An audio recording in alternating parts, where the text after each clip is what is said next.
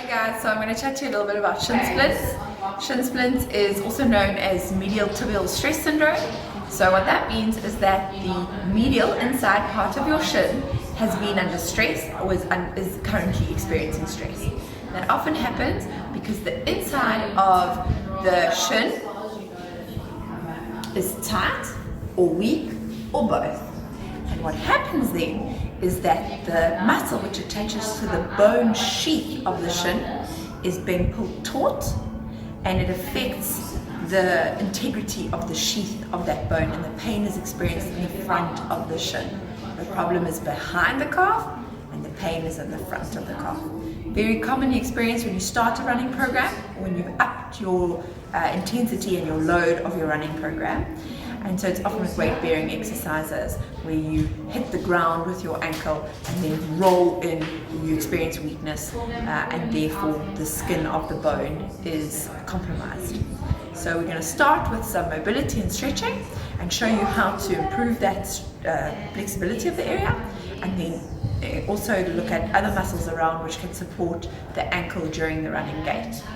We're going to start with the humble tennis ball. You stick the tennis ball in the calf musculature, and if it's tight, you'll feel the discomfort, and slide the tennis ball along that shin line. And we're getting a muscle called the tibialis posterior. So that's this one here. We often think of the tib anterior as this one here, as the culprit of causing you the pain, but more often than not, it's the tightness in this one underneath, the tibialis posterior.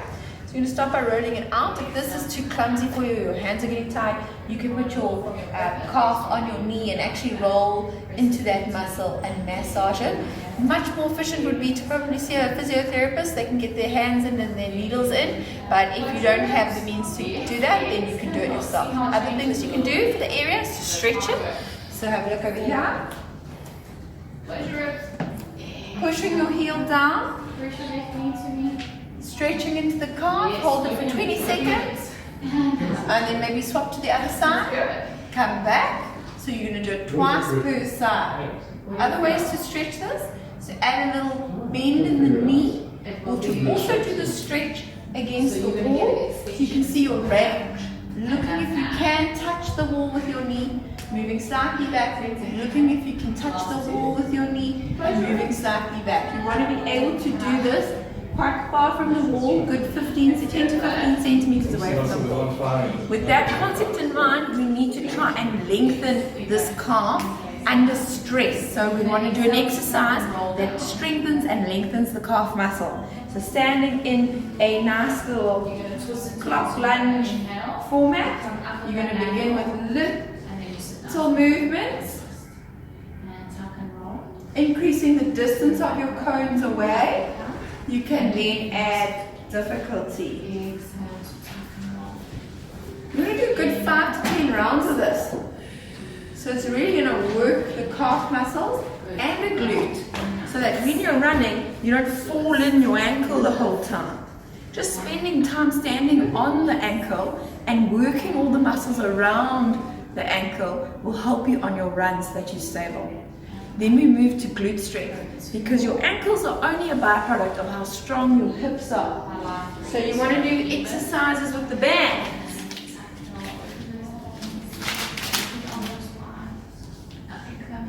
Walking sideways with straight legs really works the sides of the glutes, stabilizing those hips on your run, and then maybe even adding in bent legs. Don't have the bands? Not a problem. Ordinarily you accumulate 2 minutes of that. You don't have the bands, you just use the wall.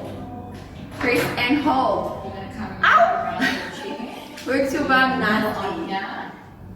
The thing about running is that you need stability on the camber of the road. You need integrity in the ankle itself. So using a balance pad or an unstable surface will really strengthen up your foot and help you to manage your tiny muscles and the core muscles of the foot to then stay stable and keep integrity in the ankle. With that in mind, you want to move back to the mat and also work those teeny tiny muscles on the inside of the foot. So I like to do pointing and flexing. A good 20 to 50 of these, or even clawing the foot and pumping. 20 to 30 of these, and then additionally bringing the foot in at an angle and slowly taking it out to strain that tib post, to force it to change, adapt. So you're getting more flattening. Good luck.